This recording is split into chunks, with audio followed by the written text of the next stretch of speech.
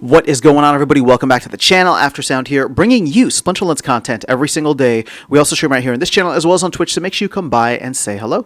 This video is also brought to you by my music, which is available anywhere you stream music under the name Aftersound. And I do have a new song out recently called Summer Gravity, so check it out. Let me know what you think, and I appreciate the support. All right, guys, let's jump into another one of these videos answering your Splinterlands questions. So the first one here is coming in from Erroneous, who says, so when do you start your channel on Rumble? Now, Erroneous has been tagging me on stuff on X, where recently we found out, I think it's like mid to late November, YouTube is implementing a policy where they will no longer be supporting or allowing any type of Web3 gaming or crypto gaming that focuses on the economic aspect, which is kind of what my entire channel is about. I believe they said if it's gaming content, that's still fine. Like, let's focus on like the meta and gameplay. But I don't know. I need to look into this more. I have not. I mean, I have an account on Rumble, but I haven't, started doing anything or posting anything there. Honestly, it would kind of suck to lose YouTube just because we got a bunch of people here. I know a lot of people might potentially follow, but I don't know, man. This would just create a lot of other work for me if I have to also post to multiple places. So right now, I have not done anything. This is something that I will look at over the next week or so. And in terms of like just figuring out where and how and when to post this stuff, a lot of this, like this channel is just like, as I've said before, this channel is just like a happy accident. It's what I do in my free time because I'm obsessed about Splinterlands. And so I like the moment it becomes like something that where like the headache just becomes too much. That's frustrating for me. It gets tough because I'm like, oh man, how much time do I really want to devote to this? But I love hanging out with you guys. I love the live streaming aspect. I love interacting with the questions and community here. So if it's not Rumble, where else would people want me to be posting videos? I guess X is the other spot, but Twitch doesn't really allow for that, and it doesn't have this nice kind of like framework here. So I don't know. Maybe Rumble it is. I'll have to do a little bit more research. But Erroneous, thank you so much for the heads up on that. I was not even aware. Granted, I haven't been checking my emails or anything from YouTube if they've been sending them. So we'll have to wait and see how this all plays out. But I appreciate the heads up. So that's the first one. Snowball says you are above average. Thank you. This was on the above average gold foil pulls. Yeah, that was actually pretty awesome. I won't be selling any gold foils. So useful in gold for attorneys. They're so rare too. Yeah, I was thinking about them as I was listing them on the marketplace, and I was like, man, it would suck to let these go. And then I saw your comment actually shortly after I posted the video, and I was like, I could be playing in some of these gold foil tournaments. I don't need to have them maxed out. I could play in like the lower end ones, and that would actually be kind of fun, right? And maybe have a decent ROI on the amount of DEC you pay to participate.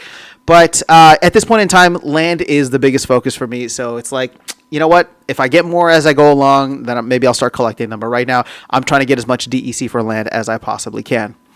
All right, so Pomp says, what did you expect? They eliminated the min-max bots and now made WoW top-heavy with the collateral effect of destroying card value, utility, and driving away players. So this is about the declining win rate in WoW format, which is funny because I just recorded how I'm doing so far this season, which is abysmal. So again, your point makes sense. It's just I haven't seen the numbers drop off so dramatically in Wild format. In fact, looking at the vouchers, the Wild season pass purchases in the past season, it looked like they actually went up a little bit. So I don't know what that is, but yeah, it's just it's been rough. I don't know that it's all that. Obviously, with the newer cards coming out, whether it's Conclave Arcana, whether it's the Conclave Arcana reward cards, all that stuff leaves my collection behind, right? Because it's just way more options. Rule sets are favored towards cards that have Pain Forge, for example, now, or whatever it is, right? With the Reckless rule sets. So it's going to be something that I need to think about more broadly in terms of a long-term strategy when it comes to playing the game. All right. Let's see. How are we doing on time? Oh, we're only 4 minutes in. Let's keep going.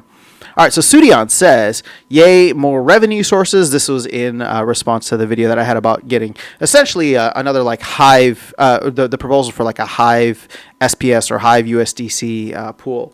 International Travel Channel, thank you so much for the comment. Yvonne says, spent several million glint, got nothing gold foil basically, some gold foil commons, few rare, that's it, even with many epic and legendary draws.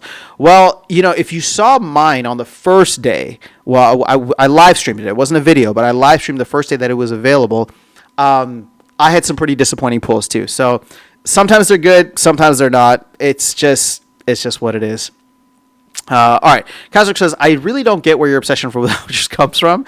They're an integral part of both staked SPS and especially licensed rewards, so they already benefit the project because they make both SPS staking and licenses more worthwhile. I don't see any reason to make any changes here. I wanted to do a separate video on this, and maybe I will, just so it doesn't get buried in one of these answering comments videos. The short answer is that my obsession with vouchers comes from the fact that they are a drag on the ecosystem. Everything else, or at least I should say the two other tokens, have a finite supply, meaning, or a certain level of finite supply, meaning that like SPS is only ever going to be 3 billion minted, and DEC, at this point, we've turned off all of the faucets that the only way you can get DEC is from burning SPS. So while it's not unlimited, right, the only way that DEC becomes like infinitely inflationary if SPS continues to rise in value, which is something that we all want. So where do vouchers fit into the situation? They don't. They haven't really for a very long time. All voucher utility could be going back to either SPS utility or DEC utility. So yes, that's where my obsession with vouchers comes from. I'll try to think through more of that and then and make a separate video, just because you're not the first person to ask me or to make a comment on my obsession with vouchers. But I do want to make them better because we cannot get rid of them. I do want to make them better and really minimize the damage that they do and the drag that they have on the game economy. All right, Nicola says, my dude, playing in Silver Modern against Rogue Patent, leaderboard player as a gold player, I guess they tweak their bots to adjust in accordance with their goals. I would do the same if I was in their shoes. Luckily, I am not. So you're talking about Modern format, though, against Rogue Patent, who is a known player, leaderboard player as a gold player. I'm trying to figure out, like, is it tough for you? Are you struggling? I would do the same if I was in their shoes. Okay, so are you making a claim that they're botting in Modern? Like what? I'm trying to understand this comment. Playing in Silver Modern against Rogue Patent, leaderboard player, as gold player. I guess they tweak their bots to adjust rewards in accordance with their goals. Oh, maybe you're talking about the liquidity bots, which Rogue Patent is not a liquidity bot. That's a player, right? I don't know if he's active or not anymore, but you tell me. I'm struggling to figure out what's going on here. Again, my comment isn't on Modern because Modern will always be top heavy. Wild format, I can understand the argument for it being top heavy to a certain extent, but as SPS potentially rises in value or DEC declines in value, it does create opportunities for lower level accounts to come in and profit, which kind of makes it a little bit easier in that way. With Modern format, we need to get new players regardless, and we need new players to be able to have a casual relationship with the game, which ends up being a little tough. So okay, let's see. We're about almost 8 minutes, so let's go ahead and do just a couple more here. Sorry, Smurf says, well, my bots are above 50% win rate. What I did is to level up Rebellion rewards before the end of the Rebellion rewards. I just spent a lot of glint to level up the set for every alt account. A lot of millions of glint spent. Now I don't have glint for the new cards, but at least I have 1 year to level them up. Interesting. Okay, so most of my Rebellion reward cards are maxed out. It's not like a majority of them are like right there if they're not all maxed out. I think I have all the commons, all except one rare, one epic, and maybe a couple of legendary cards. And even with those, they're at like the second to highest level. But I don't know. It's still a struggle for me. Maybe you have other cards on your accounts that I need to see. All right, let's do this one as the last one, and then I'll probably do some more of these videos later today. So, Vlogging says, maybe it's because normies are just leaving and we play against some whale more often. This is, again, in regards to the declining win rate. I don't understand why you would think that buying a few packs makes a difference. It would have to be max level cards. I remember the DAO was supposed to start selling ETH at 5K price. What would happen if the price is soon at 1K as crypto market collapses to the bear? Next year, bankruptcy? Well, so, okay, well, there's a lot here. First of all, so to your point, it wouldn't just be me buying, a few packs. The thought is if I'm going to spend significant money, right, to get certain cards, then maybe buying starter packs, and that's really the only thing that I would consider, maybe buying starter packs, and I would need to run the numbers on this, but with DEC being lower, buying starter packs would help me to get closer to maxing out some of the commons and rares, right, which include the summoners. Oh, is it worth it? I don't know. I haven't run the math. I was just throwing that idea out there rather than going and buying the individual cards. That's something that I need to go and check, right? And then the other question is, do I buy old or do I buy new, right?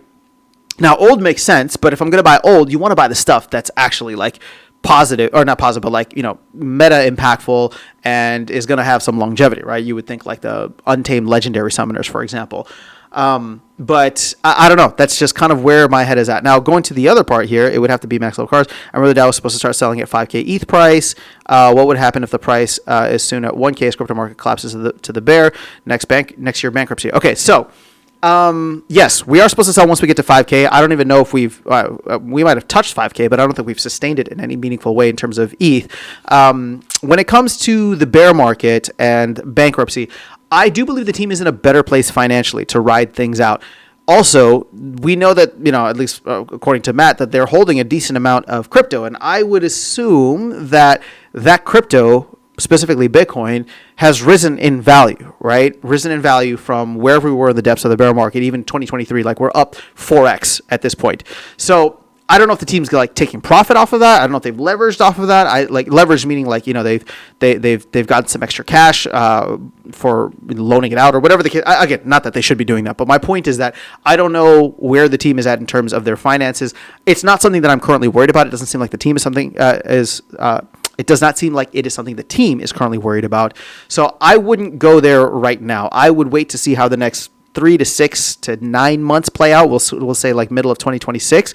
And then at that point, it's not like the market's just going to collapse overnight, right? You have to remember that we didn't hit the bear market lows of Bitcoin at 16K until November of 2022 with the FTX collapse, right? So that's not to say that we're going to hit the market low in November 2026, but I would wait to see how the market's going to respond over the next 3-6 months. And then, if we stop going up, if there's a couple of indicators that signal that we are in a bear market, then that might be something where the team says, you know what, let's take some profit on our Bitcoin because it is up from where it was previously.